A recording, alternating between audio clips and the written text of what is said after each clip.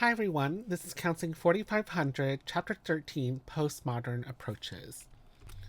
So, before we start this section, I just wanted to address the word postmodern. So, I often ask students, what does it mean? And obviously, the answer will be it's after modern, right? Postmodern. So, I just want to explain a little bit more. So, modern is usually defined as what's happening right now, whatever time you are. It's a modern time.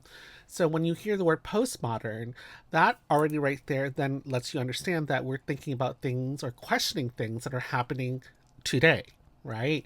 So if you looked at the first image on the front of the PowerPoint slide, it's a painting by Magritte of a pipe, but in French it says below it, this is not a pipe. And so modern times we'll say, yeah, this is a pipe, right? But actually it is a painting of a pipe. So now we are having kind of like questioning what is reality. Obviously, it makes sense that we were questioning it. Obviously, it's a painting.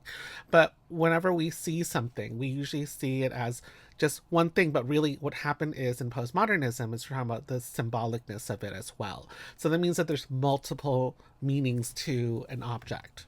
Just really quickly and briefly talk about that. All right.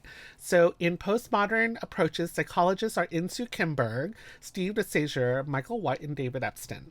And we're talking about collaborative language system approaches, the solution focused brief therapy, SFBT, which is quite popular, solution oriented therapy, narrative therapy, and then we'll relate back into feminist therapy as well, which is the previous chapter. All right, so the postmodern world, a reality is understood as points of views that is influenced by history and context rather than the objective, immutable facts. So objective, immutable facts basically means things that you can't really argue about. So we can say something like, a ruler, 1 foot on a ruler is 12 inches, right? So you can't really go, no, it's not. So we're talking about things where it is going to be, especially in psychology, where we can say, well, this is how you saw it, but this is how I saw it, right? And it's the same situation. All right, so let's do a little quick introduction to social constructionism. Social constructionism clients reality without disputing whether it is accurate or rational. And that is something that's quite common. Even I experienced that, where I had a client who was telling me that she had a specific disability. And so I was like, okay, I take it, for the truth. But after a while working with her, I realized the things that you're saying does not make sense when it comes to that specific, disability. And so I actually talked to my supervisor about that. And he said, well, there are some cognitive disabilities that she has. And so what is the purpose of us arguing with her about it if she's already receiving help right now, although she still believes that she has this specific disability when she really doesn't? And it was just really fascinating because it made me start to think about, oh, should I question someone, let's say if they have schizophrenia, and say, you have it, even though they might go, no, I don't, what does that do? What is the purpose of that if they're receiving help, and even though they're, let's say, in denial or not aware of the fact that they, let's say, have it like schizophrenia? And that really did make me think quite a bit about how we perceive the information that is given by our clients. And so I just wanted to give that as a little bit of food for thought for you to think about when it comes to this field that we're working in. All right, so it's based on the use of language and is largely a function of the situations in which people live. Postmodern thinking, forms of language, and the use of language in stories create meaning. So how they tell their story is how they see themselves in their world, right? So you want to listen to them about that. Many meanings for many people. So yeah, everyone who experiences, let's say, abuse will see it differently, will make a meaning of it differently as well. Some people might say that, they're not lovable, whereas other people say it's, the abuser's fault, but they're all being abused, right? So that's kind of like a general example that I'm trying to give you, is that multiple people will see things very differently from different people.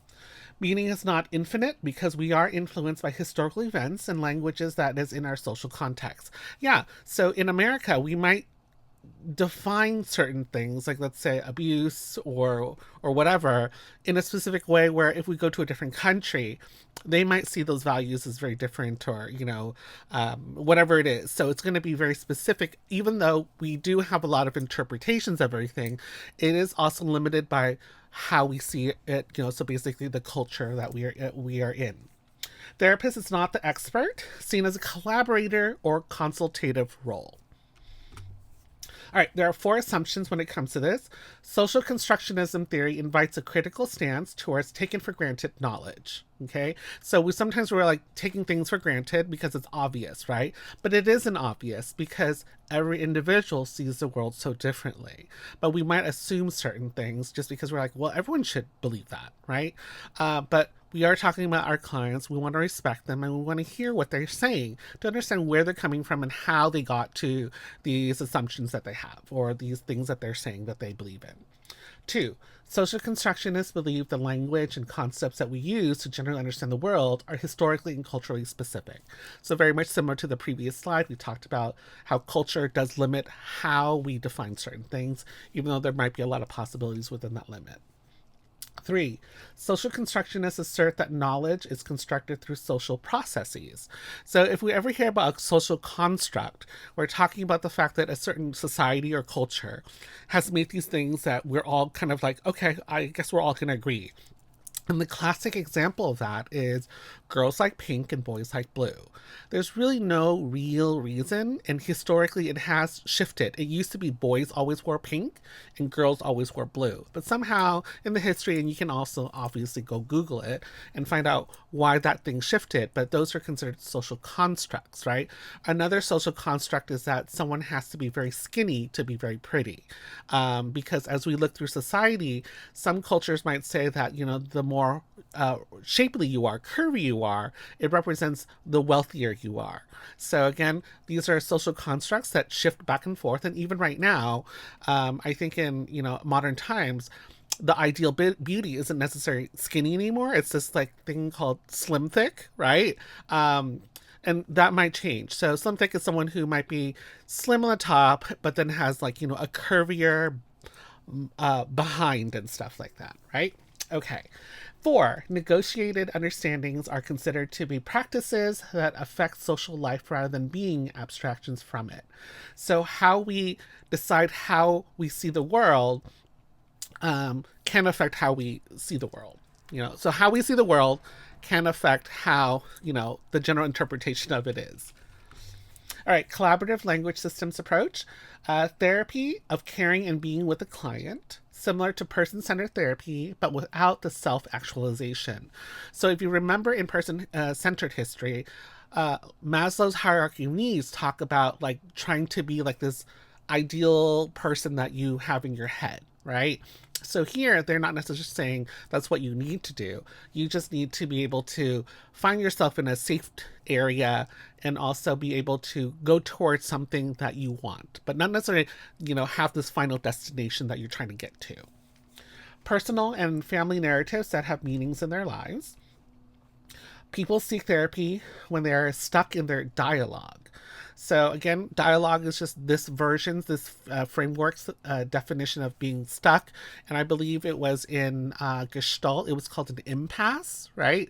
So different therapeutic frameworks will have different terms for kind of like that stuck period, or this place where you can no longer go forward because of, let's say, potentially unhealthy coping styles or whatever it is. Right. Therapists enter into a relationship in a not knowing position. So what that is saying is when you have a client, you kind of want to be interested and get to know them. So you're going to ask them things. You don't want to make certain assumptions because of their race or their disability or whatever it is. You want to say, hey, tell me more about you, And then if they say, they like music, what does that mean? So you can ask them. And so it's like, oh yeah, you like music. Duh, that's obvious, right? No, we can say, is it because, although they might tell you something like, it's because it's moving or it's therapeutic for them or whatever it is. So you always want to kind of not know, right? Come from that knowing position. Obviously you would understand you're a trained professional, right? But you also do want to come with some curiosity when it comes to knowing your client. All right, does not mean that the therapist does not know anything. They're coming from into the conversation with curiosity and with intense interest in discovery. All right, now we're going to go into solution focused brief therapy introduction. So, again, solution focused brief therapy, SFBT, is future focused, goal oriented therapeutic approach of brief therapy. So, let's really focus on some of those words right there. Future focused. So, we're looking forward, right? We're not thinking about the past. There's goal oriented, which means that you have a place that you want to get to, you want to get it done. What is it that is this goal? And then it's also brief therapy as well. So you want to make sure that this is going through fast. Some of the previous therapeutic frameworks are for years, like Freudian or psychodynamic, it's years. It's forever, basically, right? Whereas this one, it's like, so what's going on right now that is making you unhappy or stuck in that dialogue that we're talking about? And let's just resolve that, and that's it. We don't necessarily worry about how it came about, but we might want to, just know how to resolve it so that we can avoid it in the future. So it emphasizes your strengths and the resiliencies of the client or the people by focusing on exceptions to the problem and their conceptualized solutions. Okay, so how do we think we can solve it? Some key concepts that are unique to the focus of solution-focused brief therapy: avoid the past, focus on the future or the present and the future. What is possible? Do not care how the problem emerged. Behavior change is seen as the most effective approach to helping people enhance their lives.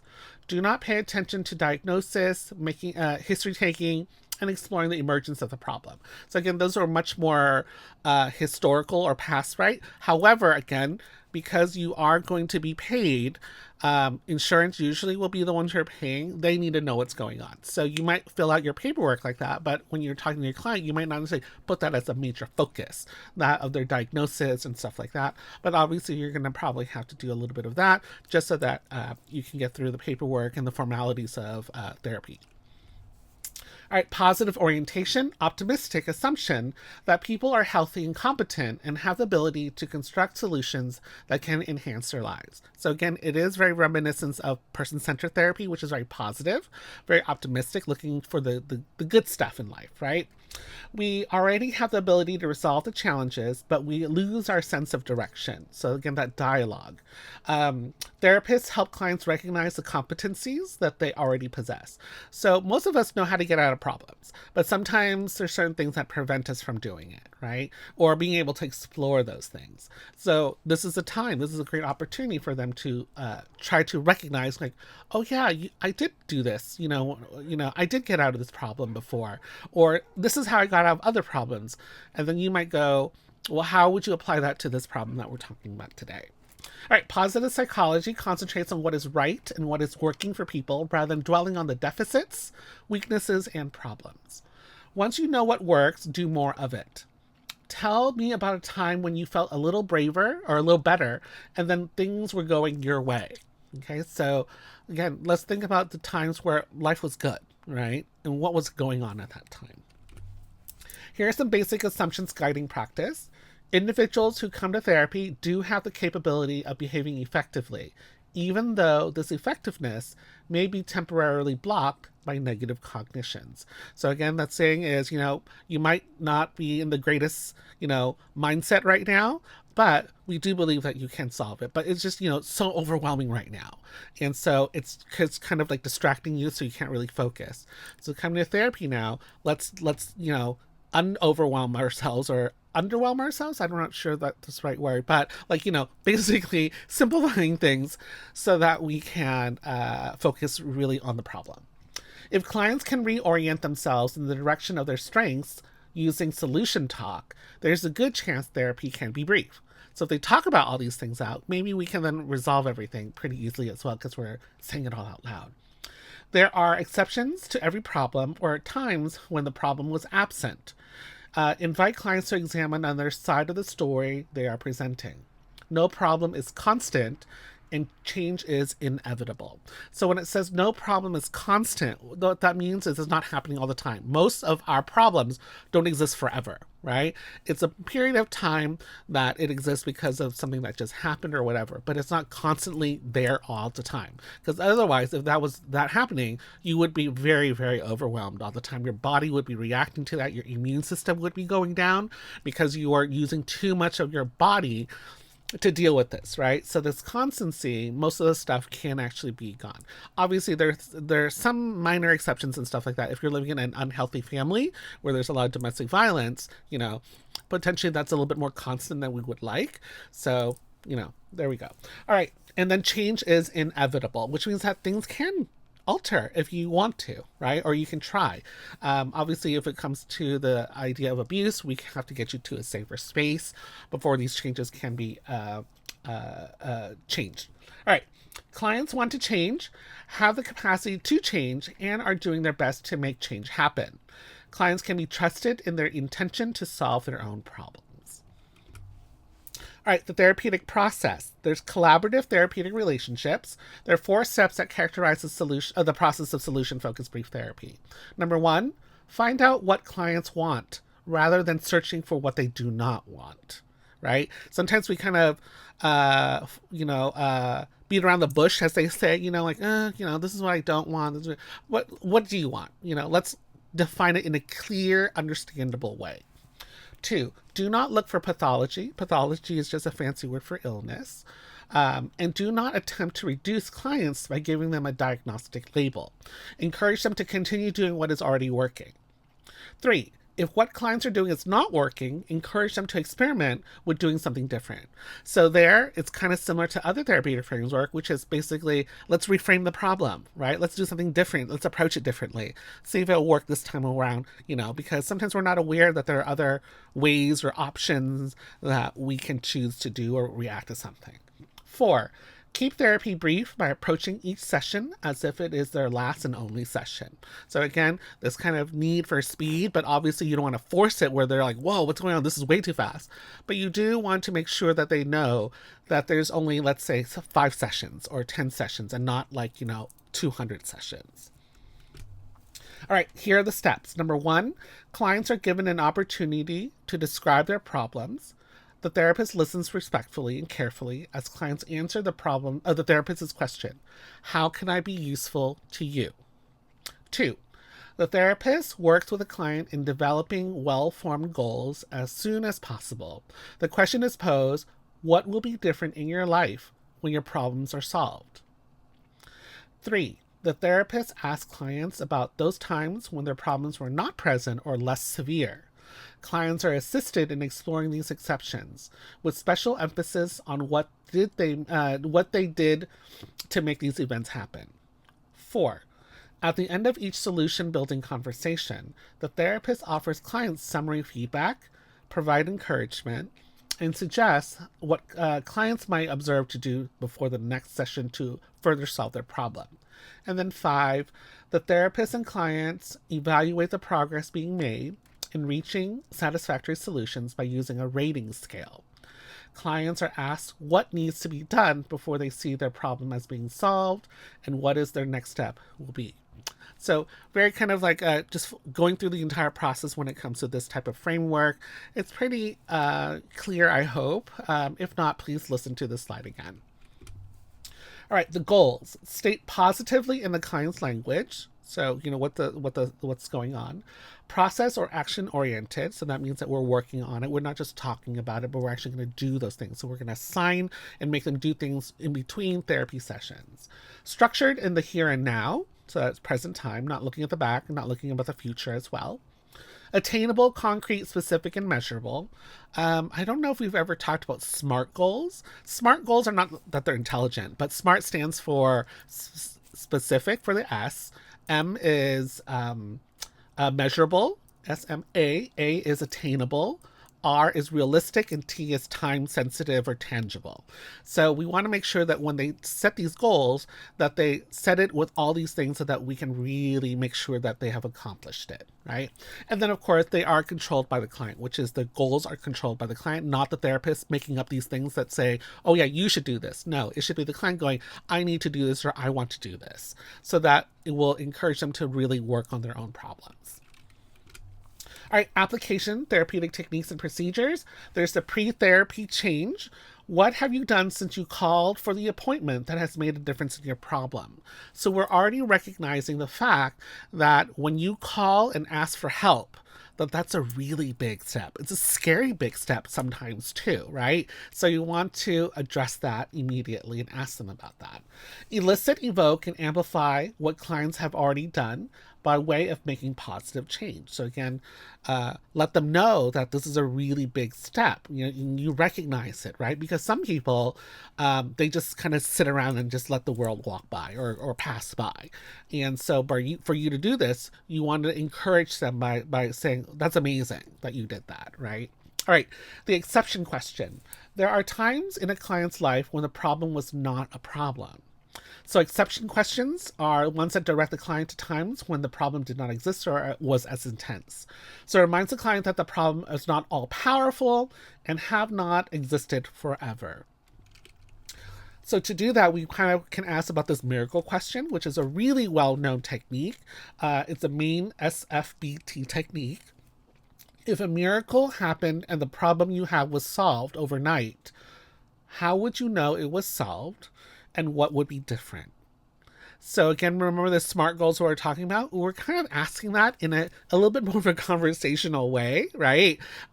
So that they can kind of like let their imagination, flow, so that they can say, oh yeah, if I was really happy, what would it look like? Right? And then we can use that to help you make those, or make the client, their goals. Okay. So it opens up a future of possibilities. All right, scaling questions. When when change is not easily observed, such as feelings, moods, or communication. Okay, so sometimes we don't know, so we want to ask them so that they can tell us, about how are you feeling about this? What is the level of intensity, right? Okay, so on a scale of 0 to 10, with 0 being how you felt when you first came to therapy, so pretty bad, right? And then 10 being how you feel the day that after your miracle occurs and your problem is gone, how would you rate your anxiety right now? So let's say the client says, I'm at a 7, right? So that's good to know, right? We're not saying it's good or bad. They can say at 3, they can say at 10, whatever it is, it doesn't really matter. But here's the question that you would ask afterwards, which is, even if it's just for 1 point increase, how did you do that? Right? What did you do, or what did you need to do to make it move just 1? So how do we make it from 5 to 6?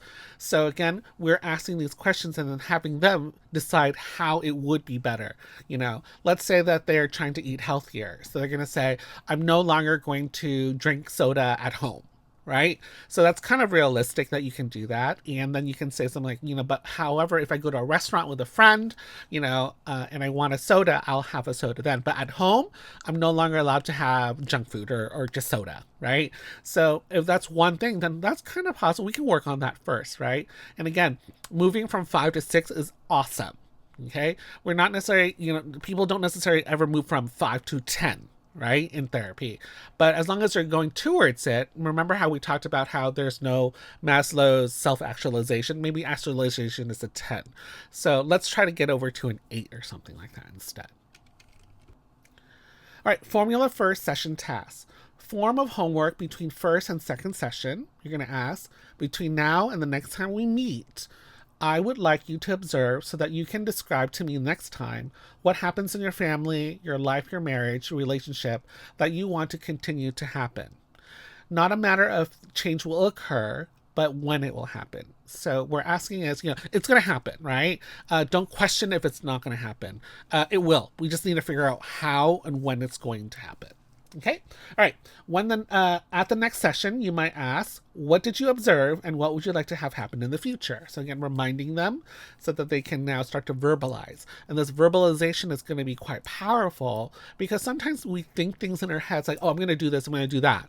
But then we actually don't end up doing those things, right? But if we say it out loud, that's at least one more step, in this therapeutic framework to believing that we will start doing it because we're taking action and you're talking to another person. Before, you're just thinking in your head. So if it doesn't happen, you're like, oh, well, whatever, no one knows. But now we're talking about it, we're documenting it and stuff like that in therapy, and hopefully that can be an encourager. Therapist feedback to clients. So 5 to 10 minutes at the end of each session to compose a summary message for clients. Feedback that will be given to clients after the break. Okay, so again, we will remind them talk out loud again so that they really hear all this stuff, so that there's constant listening.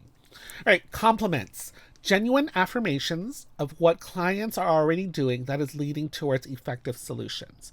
So you've heard me say this plenty of times with all therapeutic framework, and it is based off of what person-centered or Carl Rogers talked about was being authentic or genuine, right? So when you offer a compliment from now on in therapy for sure, but I hope you apply this to your real life as well, compliment on things that you really feel are honest, right? And if you don't have anything nice to say, don't say anything. So if someone has a nice haircut, you're like, oh, I noticed that you have a haircut. It looks pretty nice. That's all you need to say, right? And hopefully that's real, right? Or whatever it is, I hope that when you compliment people that you're actually saying things that you honestly feel. Okay, it's what's the point of you lying to them? These little white lies or whatever they're called. Why? Why would you want to do those things? Just find a way to say something that you would like about a person. And if that's really challenging to you, I would, challenge you to start doing it now. Think about the things that you can say that you will not feel guilty about, that you're not lying to another person, to your friends and family, and offer those compliments now. Okay, so that you learn how to be genuine. A bridge links the initial compliment to the suggested task that will be given. So it's kind of a rationale for the suggestions. The rationale is just a fancy word for the reasoning behind it. Okay, so you're going to compliment them, and then you're going to link them into the things that that they want to do. So the suggesting of a task is homework such as self-monitoring, right? So I think it's really great that you have decided that you want to see how often you are doing whatever that you're doing that you want to stop, right? So that let's see how that works, and then so that we can monitor it and see how it's going to develop as we go through the therapy. Okay, terminating. Terminating is the ending, right? We're talking about solution-focused brief therapy. Mindful of working towards a termination. So again, we're not going to say you have all the time that you want. No, you have 7 weeks, right? What needs to be different in your life as a result of coming here for you to say that meeting was with me worthwhile? So what is it that you and I are going to do right now that's going to make you leave here happy and satisfied? Right? So hopefully they'll tell you, this is what I want to achieve, and then we'll work on that. When the problem is solved, what will we be doing differently? Right? So if it is something where, they're going to stop smoking or something like that, they're going to go, I'm no longer going to spend my money on cigarettes. I'm going to feel healthier. Also, it's going to be better with my family because they're very unhappy with the fact that I'm smoking, whatever it is. All right, you can also ask a scaling question at this moment, talk about the future barriers and how to work on them. So oftentimes people will develop problems that are very similar or related to other problems that they've gone through. So if it is something like they're working on now and then it comes up again, right? Ask them, have them verbalize how they're going to approach this other problem. So you can make up a couple of questions as you go through the therapy with them that are kind of similar scenarios, and then have them verbalize exactly how they're going to deal with it. All right, this is the end of the first section. Thank you. Bye.